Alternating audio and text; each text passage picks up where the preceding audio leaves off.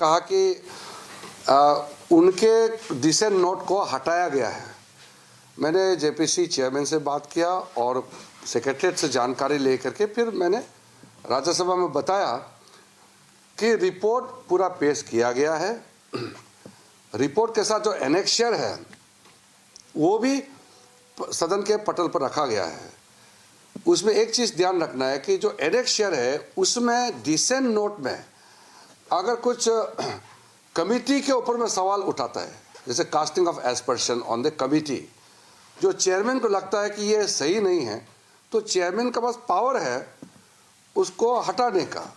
Report को नहीं हटाना है, वो पोर्शन को हटाने का चेयरमैन का पावर है, वो रूल में ही लिखा हुआ है। तो हर चीज़ रूल के मुताबिक हुआ है।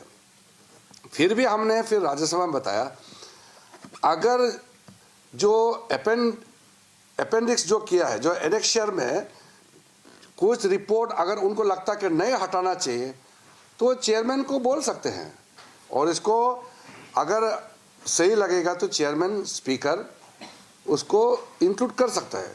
तो इसको जेपीसी का रिपोर्ट को इलीगल बताना, अनकॉन्स्टिट्यूशनल बताना, ये तो ठीक बात नहीं है। ये ऑल पार्टी मिलकर के ज्वाइंट पार्लियामेंट्री कमेटी बनाया है, ये कोई एक पार्टी का तो है नहीं, ये सिर्फ एनडीए का रिपोर्ट नहीं है, ये पार्लियामेंट का ज्वाइंट पार्लियामेंट्री कमेटी है। इस रिपोर्ट का महत्व होता है और इसके खिलाफ में अगर आप बोलते हैं तो आप अपना रिपोर्ट को आप खारिज कर रहे हैं। हाँ, जहाँ तक रिपोर्ट का सवाल है उसमें विभाजित मत हो सकते हैं। There can be differences in the opinion within the JPC.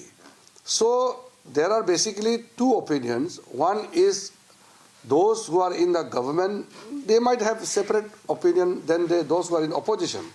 But even the opposition views are also been put in the annexure. So it is wrong to say that the opposition's dissent notes are not included in the JPC, which is wrong.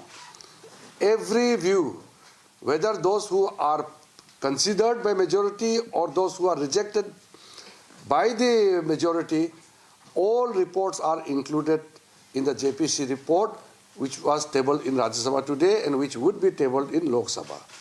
तो ये बिल्कुल गलत बात है और मैं फिर से कहता हूँ कि डिसेंट नोट में कुछ पॉइंट्स जो चेयरमैन को लगता है कि ये कमेटी के ऊपर में सवाल उठाता है तो उसको हटाने का अधिकार भी चेयरमैन के पास है।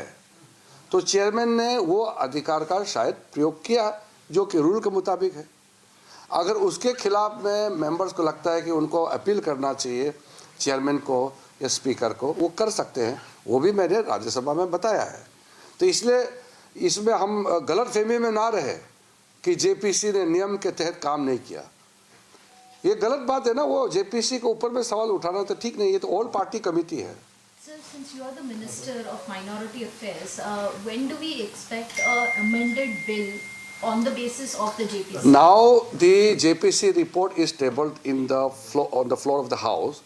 This will come to the government and then the report will be considered by the cabinet, and after the consideration of the cabinet, then the whatever the amended version or whatever in form, the fresh bill will be retabled in the parliament. So there is a procedure. But at the time of the submission of the report itself, they are raising objection, which is not good.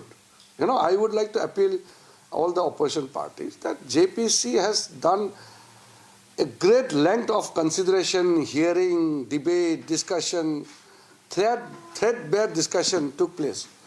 And now let the House consider this report, and then government will see what is to be done in a right manner. Sir, you are saying that JPC chairperson can delete some portions as per the rules. As per the rules. And has this happened in this report, sir? Many reports it has happened in this particular report, which I have not gone through yet. Okay.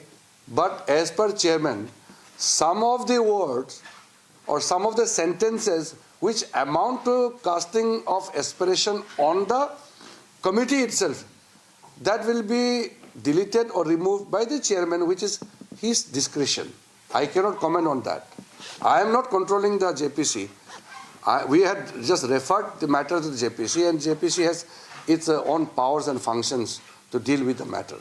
Sir ये जो bill है ये इसी budget सत्र का जो second part वो timeline तो बाद में बताएगा, आज तो सत्र का आखिरी दिन है. सर लेकिन अपोजिशन मेंबर्स जो है वो पहले दिन से कह रहे हैं, पर जब मीटिंग होती थी उस समय से वो कह रहे हैं सरकार जो रिलीजियस प्रॉपर्टी है उसको इन्क्लोज करने की कोशिश कर रही है. नहीं, ये बिल तो हमने शुरू से बताया, गरीब मुसलमान, बच्चे, महिला और जो राइटफुल ऑनर है, जिसका ज़मीन है, उसका अपना अधिकार और गरीबों के लिए, महिलाओं के लिए, बच्चों के लिए कैसे अच्छा इस्तेमाल हो सके, उसका एक हम प्रावधान सोच करके लाए हैं. मेरे ख्याल से करोड़ों लोग, मुसलमानों में करोड़ों लोग इस बिल का स्वागत कर रहे हैं. ये तो कुछ लोग हैं मुसलमान में भी जो इस बिल का विरोध कर रहे हैं, लेकिन आम मुसलमान तो इसको स्वागत करते हैं.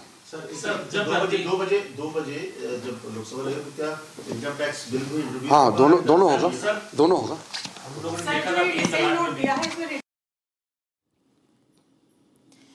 That was Parliamentary Affairs Minister Kiren Rijiju addressing the ruckus that the opposition caused in the Rajya Sabha while the JPC report was being tabled. He said that the opposition has said they have cried foul and said that the dissent notes were removed. Now, earlier, AIMIM Chief Asauddin Owaisi had also made a similar remark where he said that his dissent note was also removed. However, Kiren Rijiju reiterated that the chairman of the JPC has the power to do so and it is put down as one of the rules, so this is not an objectionable move.